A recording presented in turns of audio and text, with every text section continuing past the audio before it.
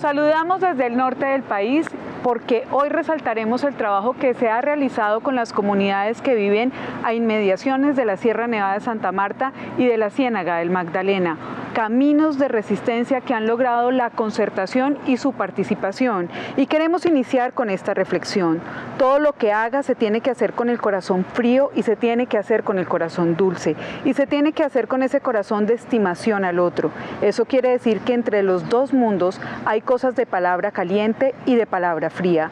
Palabra caliente es todo lo negativo y palabra fría es todo lo positivo. Cuando se altera ese orden, entonces decimos que hay que enfriar la palabra, hay que endulzar la palabra, pero no desde la palabra, sino desde el concepto del conocimiento, del cuidado de la palabra, de vida, del cuidado del aire de vida. Gil Fairgate, regalo de los abuelos Muruy para las futuras generaciones. Pues con estas palabras les damos la bienvenida a la Ruta por la Memoria, porque específicamente vamos a estar hablando de los pueblos palafitos de la Ciénaga Grande del Magdalena y de estos pueblos étnicos que están a inmediaciones del departamento. ¿Por qué hablar de esto? Porque con todo el dolor, con todos los horrores que ha dejado el conflicto armado, estas comunidades han surgido también después de todos estos daños a partir de su medicina tradicional, de sus actos fúnebres, de todas esas tradiciones que han tenido sus comunidades para superar este dolor que ha dejado el conflicto armado. Además de esto, vamos a resaltar todos esos procesos de construcción colectiva e individual de la memoria histórica de nuestro país.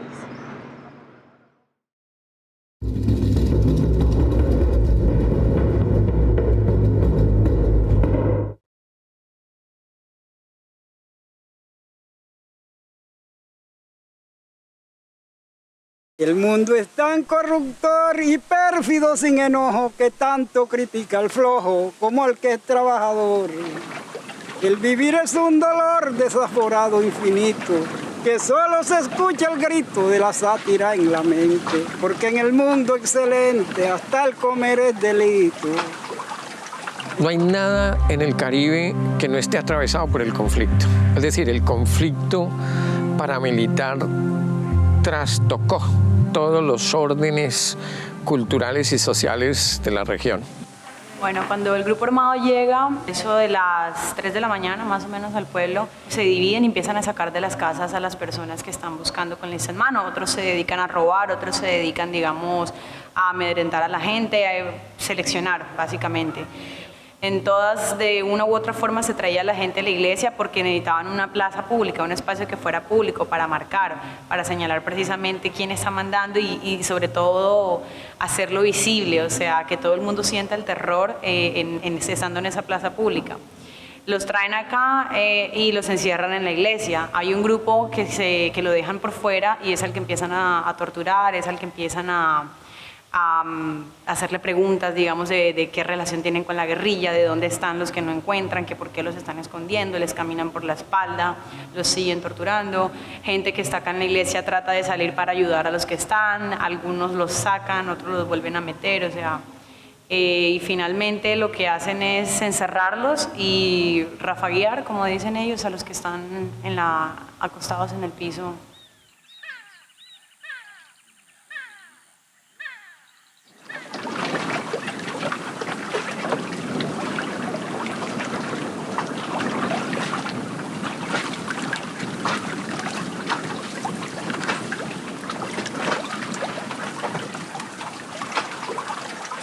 La noche que estuvimos aquí pasamos una noche amarga y tuvimos que coger los pelados, los niños, los que estábamos más amediados, salimos sin nada de aquí, nada más que la ropa que llevábamos.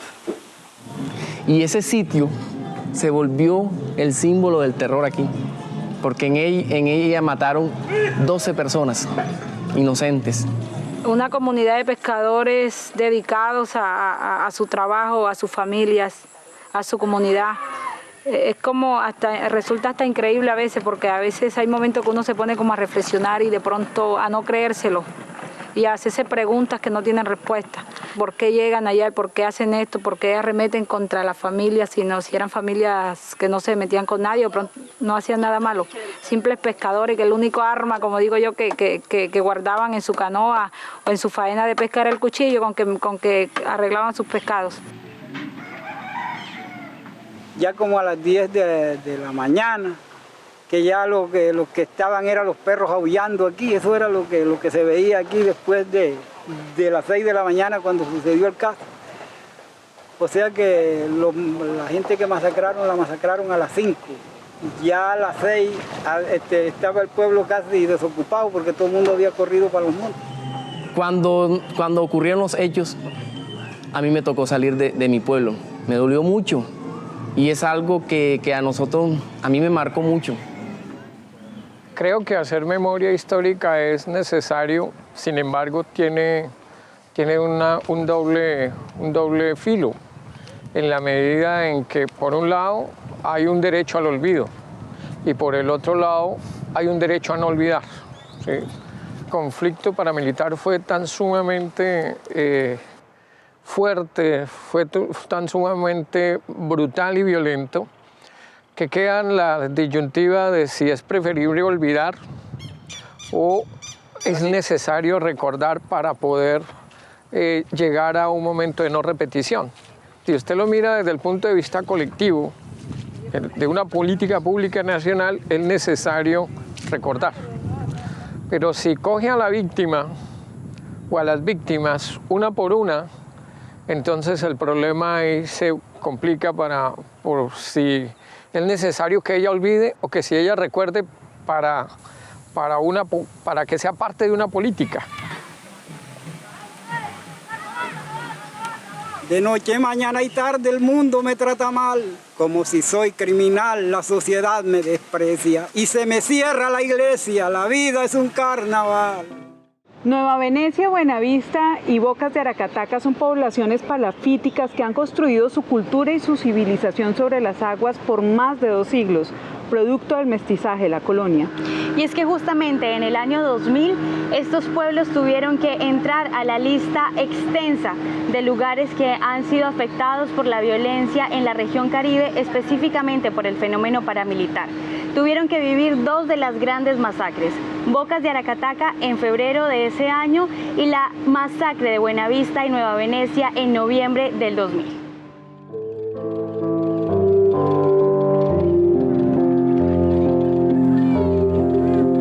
¿Qué pasa con ese grupo que se va? El grupo que se va está acostumbrado a nacer sobre el agua, a crecer sobre el agua, a vivir sobre el agua y a desarrollar toda una serie de prácticas que están relacionadas al agua. Entonces, por supuesto, no están caminando como tú y yo lo hacemos, sino que sus piernas son sus brazos, debido a que están bogando. Eso es lo que les permite comunicarse de un lado a otro. Entonces, cuando esta comunidad se ve obligada a llegar a la ciudad, a ejercer una serie de prácticas de las que nunca ha tenido, digamos, la necesidad de desarrollar, principalmente la de mendigar como desplazados o la de trabajar en oficios informales, eso genera un choque cultural durísimo para la gente. Y de ahí me tocó estar en Barranquilla como unos 6 meses. Bueno, allá pasando necesidad y el gobierno en parte también colaboró con nosotros ahí en ayuditas, bueno, pero no era lo necesario para vivir en otro lado. Para mí fue terrible salir de mi pueblo el día que, y más en la forma como nos tocó huir, porque estábamos huyendo, era como algo de supervivencia, por decirlo así, porque no sabíamos qué nos esperaba la noche o el día siguiente si nos quedábamos. Que yo era una persona que yo lloraba y yo no lo podía creer, yo pensaba que era como una pesadilla y que en algún momento iba a despertar, pero era real lo que vivimos, lo que nos tocó vivir a nosotros todos. El trabajo de allá no es como el de aquí. Aquí sale uno a las 4 de la madrugada, 3 de la madrugada, cuando son a las 11 ya viene para la casita, con bastante, con poquito, pero ya viene. Entre más días más flaco. Era talla 34 y cuando me vine era 28 y todavía me quedaban los pantalones grandes. Y salirnos a desplazarnos a otro lugar donde las cosas son muy diferentes, a pasar trabajo en casas ajenas. Difícil, ya te puedes imaginar cómo vive un pescador en la ciudad, ¿qué va a hacer? ¿Dónde va a pescar?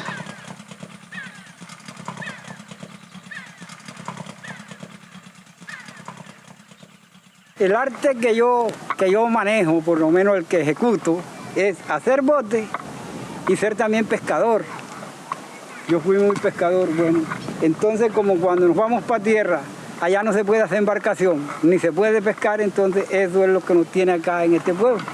Usted manda donde mí, manda donde el otro, donde el primo, donde el compadre. Vaya donde mi compadre, dígale que me preste algo ahí para ponerle el caldero a los pelados, que los pelados no han comido. Hombre, sí, llévele este pescado aquí. Compadre, no tengo, pero ahí le manda un plato de comida. El otro amigo le manda el otro plato y ahí va. No se acuesta uno aquí sin comer. Pero allá sí muchas veces lo hicimos. Allá muchas veces lo hicimos, pasábamos, le voy a decir, a veces pasábamos con frutiños y galletas porque no teníamos. Entonces una cosa que llama mucho la atención es que, por ejemplo, ellos nos decían, uno en tierra, si no tiene plata, se jodió. Uno no tiene para alimentar a sus hijos, uno no tiene para alimentarse a sí mismo. Pero en cambio acá en agua, si uno no le alcanzó la plata suficiente con lo que pescó, el vecino, hombre, le regala pescado. O la vecina a uno le intercambia el pescado por otra cosa, por alguna batata, y ahí tenemos resuelta ya la comida de los pelados. Eso en tierra nunca lo vamos a conseguir. Lo que más extrañaba era la tranquilidad del pueblo. La brisa soplando por las tardes, que mirar la gente que en sus actividades diarias, la cotidianidad de la gente, muy diferente a la de cualquier otra comunidad.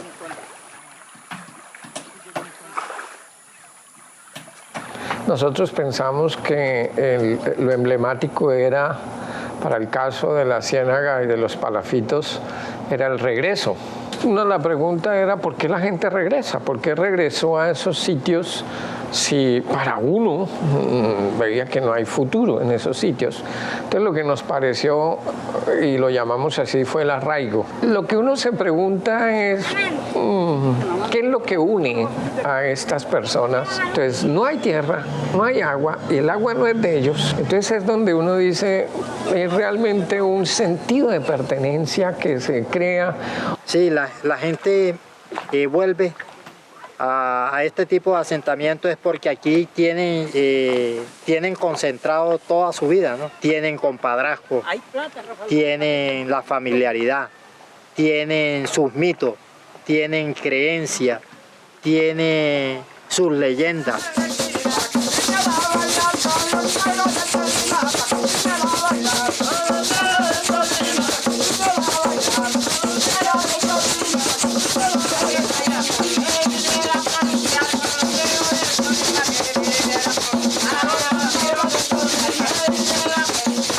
Nos devolvimos porque el arte de aquí es la pesca y mi papá ya en tierra, por decirlo así, estaba amarrado porque no hacía nada.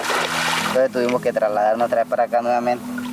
Y así fue, a medida que iban pasando los años, o los días, los meses, la población se fue ingresando acá nuevamente.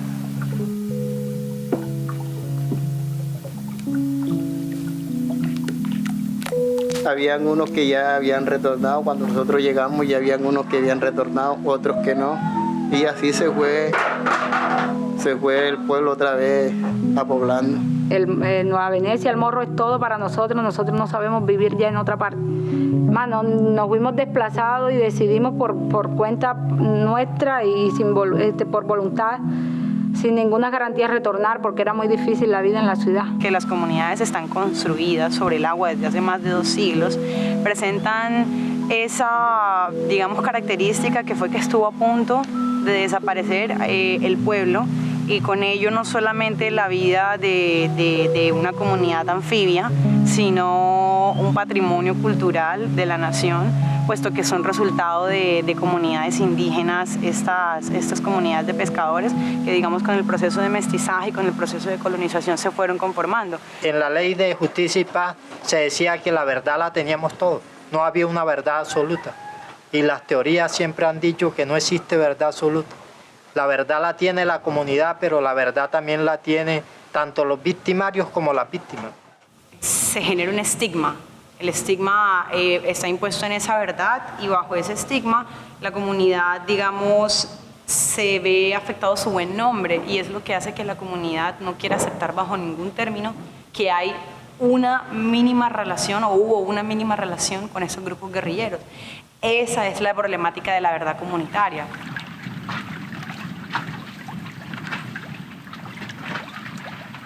los paramilitares lleguen y arremeten contra pescadores. Hicieron una masacre de pescadores, no masacraron guerrilleros como le habían hecho creer a mucha gente.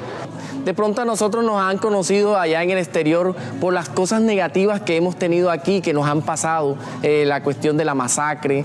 Siempre nos han visto y nos han estigmatizado como si nosotros fuéramos los parias y resulta que no es así. A través del rescate de la memoria histórica sería muy importante porque a través de esto en otras partes nos van a conocer. Para que a mí me puedan garantizar una garantía de no repetición, yo debo de saber plenamente de que conocer los motivos, los móviles, los hechos, cómo, cuándo, dónde, cuáles fueron los motivos que llevaron a este tipo de eventos. Son muchos los beneficios, si me preguntan, que han salido de esta experiencia de trabajo. Creo que se fortalecieron unas relaciones, que se conocieron unas opiniones en los diferentes procesos. Es mostrar que hay la posibilidad de establecer la diferencia entre el discurso académico y el discurso no académico y que en algún momento los dos son necesarios y que el uno no absorbe al otro por su grado de cientificidad ni nada, sino que es complementario y necesario.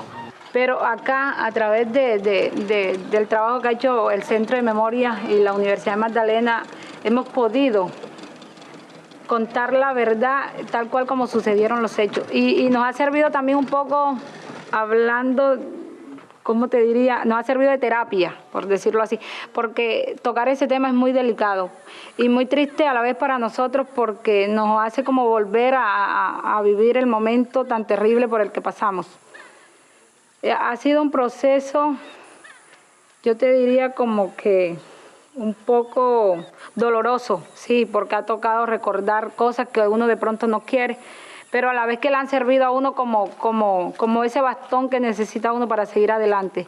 Y ver que más allá de eso hay posibilidades y hay otras cosas que se pueden hacer y que se puede seguir trabajando por la comunidad. El problema de la memoria llevada a los escenarios de enseñanza, digamos, lo que decíamos, necesita de un tratamiento especial. Porque por un lado, el conflicto en el interior, inclusive de ciudades como esta, que no son ciudades demasiado grandes y que están muy cercanas al conflicto, pero que por razones inexplicables el joven no tiene acceso a esos relatos del conflicto porque los programas del gobierno, porque los currículos de los colegios no están articulados a eso. A comunidades de aquí del Magdalena que están a escasas 3 horas de acá de la capital, pero que realmente no existe un contacto con ellos, ¿no? Entonces una de las cosas que yo aprecio de esta profesión es eso.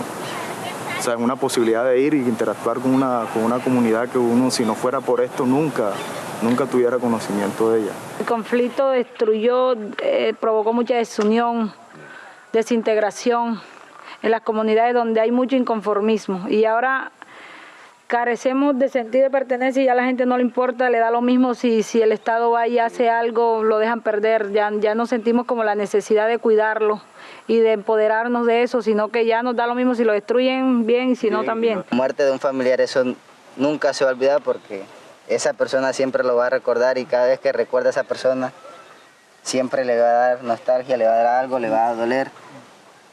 Eso, mucha gente dice que eso se olvida, pero no todos sufrieron el mismo daño.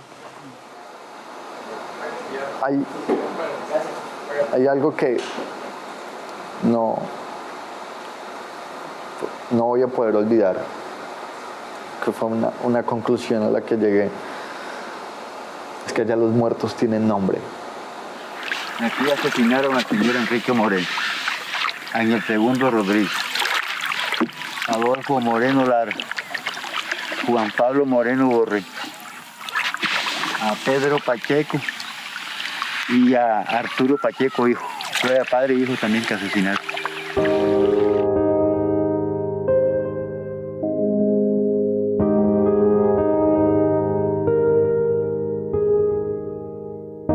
A veces uno se preguntaba haciendo ese trabajo por qué esto sucede, porque a uno como joven le toca hacer esto, o sea, no era que yo no quisiera ese peso, era que a veces me preguntaba por qué tiene que haber esta clase de trabajo, no debería existir esta clase de problemas.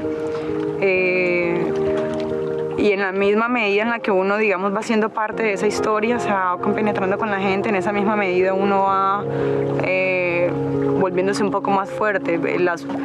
Los problemas más duros que tuvimos los tuvimos con las personas que entraban en shock, que narrando lo que sucedía, que recordando, le transmitían a uno ese dolor tan berraco que realmente es narrar lo que fue una masacre. O sea, no existe una manera de tratar eso, es simplemente lo reconfortante que puede ser un abrazo cuando uno está escuchando eso para esas personas, incluso para uno. Y entonces es cuando uno ve de lleno que hay una responsabilidad que mucha gente desconoce, que mucha parte del país desconoce, que la juventud sobre todo desconoce.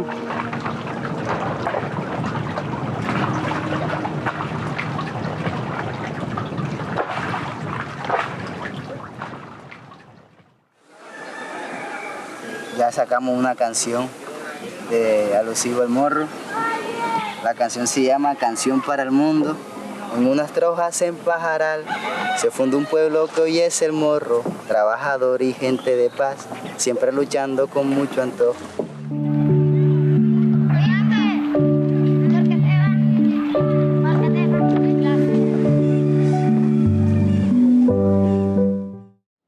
En el Magdalena también hemos visto cómo la violencia ha logrado afectar otros procesos de cultura. El Chembutá es la ley de origen de los Wiwa, que ordena proteger los lugares de memoria y la cultura del territorio de la Sierra Nevada de Santa Marta. Esta relación se ha visto afectada por diferentes ecos de violencia, pero los Wiwas buscan sanar y recuperar lo dañado.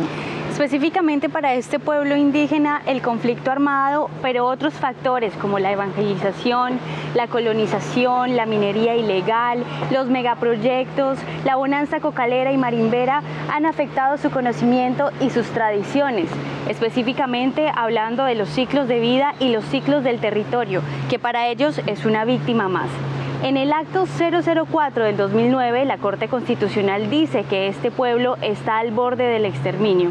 Y ante esto, el director del Centro Nacional de Memoria Histórica, el profesor Darío Acevedo, se refiere como que los pueblos indígenas les han destrozado sus creencias, sus rituales, su relación con el territorio.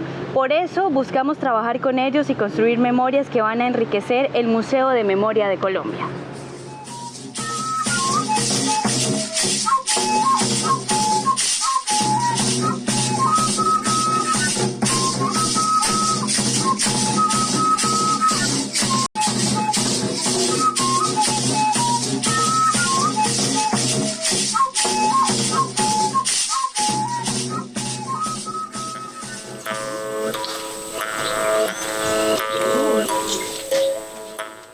Gracias por acompañarnos en un capítulo más de La Ruta de la Memoria.